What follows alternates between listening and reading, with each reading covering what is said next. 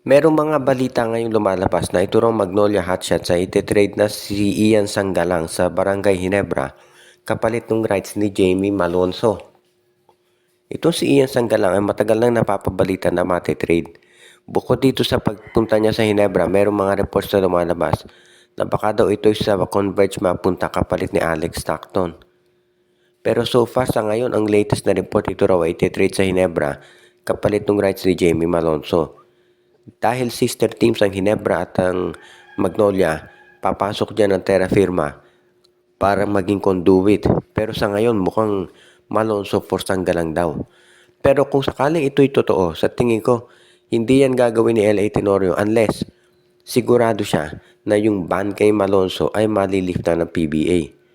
Kung inyong magugunita, nag-impose ng rule ng PBA na yung mga players na merong kontrata o yung rights nila ay hawak ng mother teams ay magdesisyon na maglaro sa Japan o sa ibayong dagat, sa kahit ano pa mang liga sa ibayong dagat, ay magkakaroon ng 3-year ban, hindi makakabalik sa liga. So itong unless i-lift ng PBA yung ban kay Jamie Malonzo, hindi yan makapaglalaro sa PBA for the next 3 years. Kaya sa tingin ko medyo malabo na i-trade ng Magnolia si Sanggalang for Malonzo unless inalis na ng PBA yung ban sa nasabing player. Kung sakasakali na matuloy nga yung trade at bumalik si Malonzo sa liga para sa Magnolia, ang laking bagay niya nung maitutulong nito dito sa kanyang lineup. Kaya nga hindi ako magugulat kung ito si Jamie Malonzo talaga ay mapunta sa Magnolia. Kung sakasakali, malaking bagay yan doon sa magiging rotation ng kanilang big men at talaga naman makakatulong ito dito sa lineup ng Magnolia. Kaya hindi ako magtataka talaga kung iyan ang kunin ngayon nitong si Coach L.A. Tenorio, assuming wala nang ban. Ang Phoenix Jewel Masters daw ay kinakausap itong Rain or Shine Elasto Painters para sa isang posibleng trade transaction kung saan makukuha ng Phoenix itong si Adrian Nocum at ang magiging kapalit si Richie Rivero. Magpapalit daw ng guards itong Rain or Shine at Phoenix dahil gusto raw talaga at seryoso si Charles Chu sa pagre-rebuild sa kanyang lineup.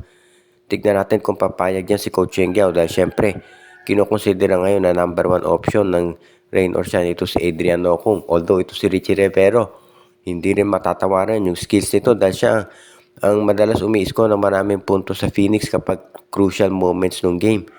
Yun nga lang, tignan natin kung papayag dito si Coach Cheng Giao. Pero yung trade mismo sa tingin ko fair naman yan at hindi ito masasabi na wala lopsided pabor sa Phoenix. Kung sasamahan siguro ng draft pick ng Phoenix yan, baka mapapayag si Coach Cheng. Pero ang maliwanag dito, itong Coach Charles Chu ng Phoenix ay determinado na palakasin yung Fuel Masters para masiguro na sila ay aabot sa semifinals at the very least. Sabi nila ang goal talaga ay makapasok sa playoffs pero syempre kung umabot ng semi sa ba maganda yan. Ngayon, yung ibang players ng Phoenix, kaya nila Kyle Balungay, si Jason Perkins, si Ken Taffin.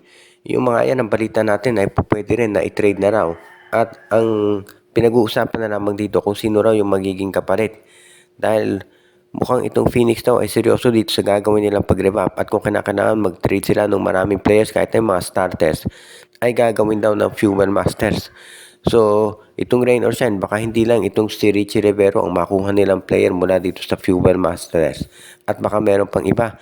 Depende kung magkakaroon sila ng kasunduan. Pero sa ngayon daw, mukhang nag-gaining traction yung pag-uusap para kay Richie Rivero dito na malipat sa Rain or Shine.